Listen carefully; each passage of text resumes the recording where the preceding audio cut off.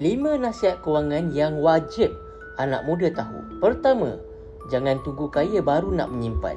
Yang mana tuan-puan, simpanlah walaupun RM50 sebulan. Yang penting, konsisten. Disiplin hari ini hasilnya besar nanti.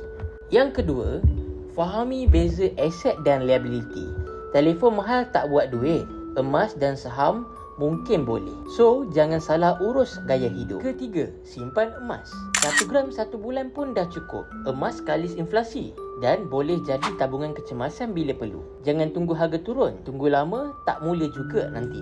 Keempat, jangan terjebak dengan hutang dan gaya hidup. Beli sebab nak, bukan sebab orang lain pun ada. Hutang kad kredit bukannya flat. Ia adalah beban, tuan-puan. Kelima, labur ilmu sebelum labur duit. Jangan melabur secara FOMO. Yang mana fahamkan risiko duit boleh cari. Masa dan penyesalan tak boleh undur.